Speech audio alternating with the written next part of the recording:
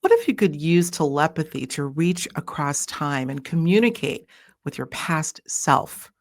Now, I'm not talking about channeling or even past life regression. Those are different. I'm talking about you consciously bridging timelines and telepathically connecting with a previous version of you. Now, stay with me on this, guys, because what I'm about to share is radical, I know. But if this is possible, it's going to shatter how we all understand time and consciousness. But ultimately, it's going to change how we see ourselves. Right now on Higher Journeys with Alexis Brooks. Time is not what we think. We've heard this before. Instead of how we normally experience time as past, present, and future, some physicists and actually many spiritual traditions suggest that time is simultaneous, all moments existing at once. But if this is true, that means your past self isn't gone. None of them are. They're just existing on a different layer of reality. But here's the wild part. Telepathy, something that many of us are talking about these days, isn't just for communicating with other people in this life. It could be used to talk to yourself in another time. Let's dive into this a little bit. I'm going to call this the Telepathic Time Bridge. Now, first, let's look at the time illusion and how telepathy fits in. Some areas of science, and as I said, many spiritual traditions that truly feel uh, that time isn't linear, hold steadfast to that. Of course, in science, you've got Einstein's theory of relativity and what's known as quantum entanglement. But in the spiritual traditions of, say, Hindu, Buddhist traditions, and even Hermetic teachings, all describe a reality where the past, present, and future coexist together. Now, this is a quote that I recently found, and it's a Buddhist sutra that says, and this I think sums it up beautifully: in one moment, infinite eons are contained, and in one eon, infinite moments exist. That's powerful. So, if this carries any weight, that could mean that past versions of you still exist. And if so, then in theory, you should be able to reach them telepathically. But let's first touch on this idea of telepathy and the role that it plays. If thought is a form of energy, and energy is not bound by space or time, then it would stand to reason that thought isn't bound or limited in its reach by space or time, right? Does that make sense?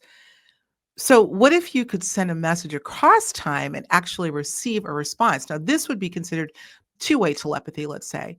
What if the person that, say, I don't know, that you were 200 years ago, living a completely different life, had knowledge that could help you today?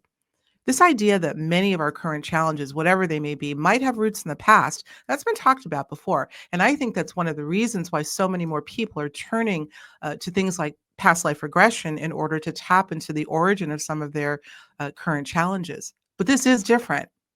Let's say you were to use a form of mind to mind communication or connection with the energy of your past self. You could potentially not only learn about the issues that plagued you in that past life and work with that past self to, let's say, course correct, but also learn about some of the things your previous self knew that you're not consciously aware of right now. But you can get that intel to bring the information into your present life. As far as I'm concerned, your past self and the blueprint that may very well still exist can act as a kind of non local repository for you to access at will.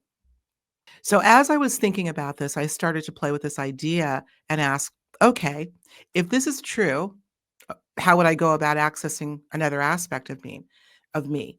I mean, before we can even come up with an answer to this question, let's make a few assumptions. Number one, that previous incarnations, other versions of you once existed in time. So we have to be open to that idea.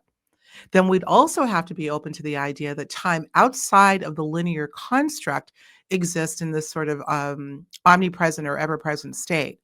But also that telepathy, the ability for minds to connect not only across time and space, but beyond it, is a real thing. So we have to make all those things assumptions. But with what I just explained, here's the conundrum. It could potentially come, or the confusion could potentially come, I should say, when we reason that if time is not linear, then no past self, as we understand it, exists to begin with, right? Think about that. But in that potential paradox is where I think the opportunity exists. So let's call our past life or past self just another self for argument's sake that still exists.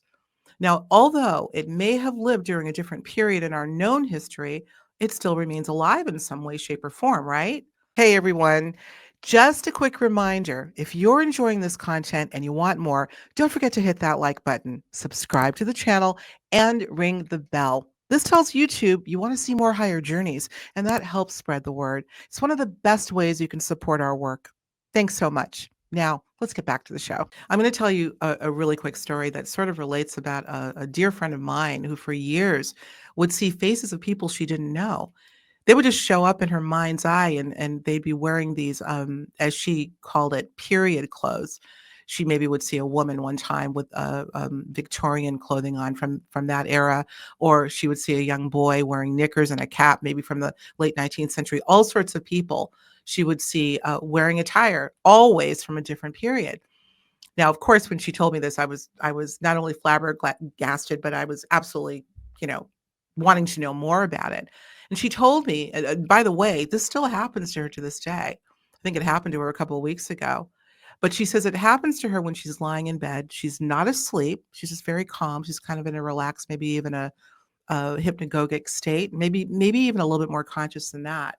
But she says these people, and she only sees, by the way, she sees the face, the neck, and like down to the torso, but they come to her. Sometimes they're smiling. Sometimes they may look like they're just thinking about something. She doesn't hear them. They're not speaking to her. And she says she's not even aware if they know she's there, if they're seeing her. They're just there. But here's the kicker, and this is where it ties in. She says that she gets the sense that they still exist, that this is not her kind of viewing the past like a reel of some kind. At some level, they're still around, even though they're appearing in these period type clothes that would indicate they're from the past. So, this is one of those stories that she told me many years ago that got me to thinking about this whole idea of our ability, potentially, to telepath to what we believe to be the past. Okay, so back to the question. If this is possible, how would you go about doing this? And so I had a thought, something that we could maybe try. Again, I'm going to call this a little thought experiment about making that telepathic bridge. Here's an approach I'm going to suggest. And again, I do want you to try this out for yourself and promise to let me know what happens if you do. So here's what we do. First, I want you to set your intention. What you're going to do is you're going to ask to link to the past self that would be most relevant to what it is you're looking to understand at the moment. It could be a challenge, it could be a crisis, a behavioral pattern that you need insight on. It could be a skill that you want to learn. Anything, assuming it originated in a previous existence. And then what you need to do is find out which past self would provide the most information about that pattern. The next, what you could do is visualize a sort of telepathic bridge, as we've called it. Imagine, as an example, a glowing pathway connecting you to that past version of yourself, a literal bridge. You can do it however you want, but this is kind of what I'm seeing in my mind's eye, a bridge, and it's kind of radiating this energy, maybe even a mist. Make it as detailed as you can, and then stand by for impressions that you might get. You don't want to force an answer. I know many of us are tempted to do that, but just allow the thoughts or images or emotions to come up naturally and don't judge them. Just be open to them. Now, excuse me, when something comes to you that stands out, maybe it'll be several different images or sounds, whatever it is. Make mental note of it until you kind of come back into full conscious awareness and then write it down immediately. Now, this is something I wouldn't consider to be a one-off event. I think you would need to do this on a regular basis until you get to the core of whatever it is you're trying to reveal from yourself, from your other self. Again, if this other version of you still exists at some level, I really, really think you can access that version and get the insight you need. This is radical. By the way, before I got started on doing a little bit of research on this, I wasn't really able to find anyone that's approached it from this specific perspective. Remember, at the beginning, what I said is we're not talking about channeling and we're not talking about past life regression. Those are all, I think, very valid modalities. But what I'm talking about is if telepathy exists and we all have the capability of telepathing to some degree. And if time is an illusion, as we understand it to be, then all of those past selves are still accessible. Now, imagine if you could get practice at whatever approach you decide to try and be able to pull from this other part of you on demand. I really think that's possible too. In fact, we could do a little guided meditation from the approach that I just kind of put out there. So, question for you, if I put one together and made it available to you, would you try it? I'd like us to try this together, and then we can kind of compare notes and see the results afterwards. Let me know if you're interested in the comments below, and I'll put one together. I'll make it a download link available for free. Just try it out. Be kind of fun. Now, if this whole idea has got you going strong like I am, especially when it comes to this idea of telepathy, you're definitely not alone. You're definitely not alone. You know, the subject of telepathy, of course, consciousness and even time perception are some of the hottest topics in research right now, but they're also very hot among the general public. Have you heard of the telepathy tapes? I bet you have. This is a very, very popular new podcast by a young woman named Kai Dickens.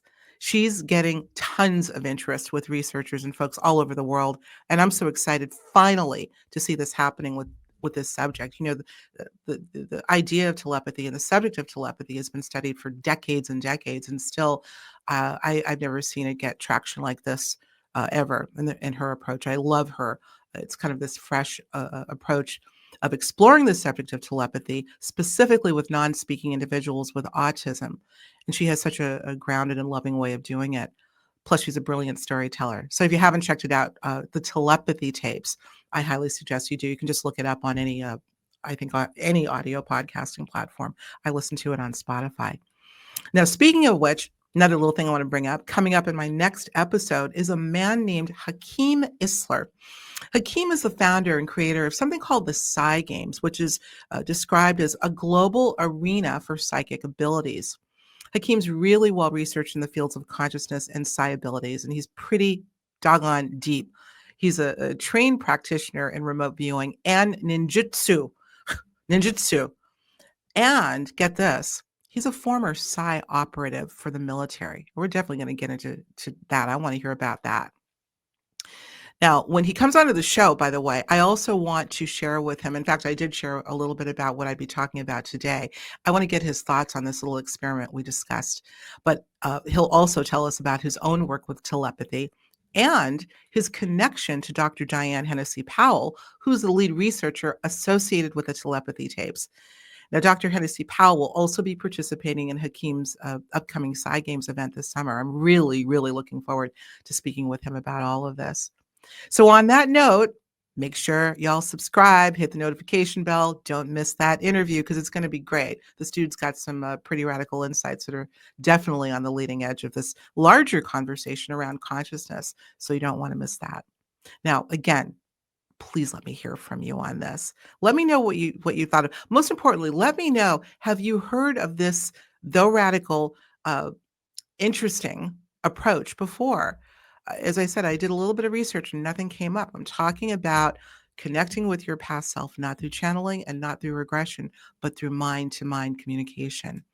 Let me know in the comments below. You can even email me over at Higher Journeys, but definitely drop a comment below. I read every single one. Okay, I'm going to head out for now. Let's get telepathing to our past lives. We'll talk to you real soon. And I'll meet you back here for our next chat with Hakeem. And I promise you, we're going to continue to go down this path of consciousness expansion together. Talk to you soon.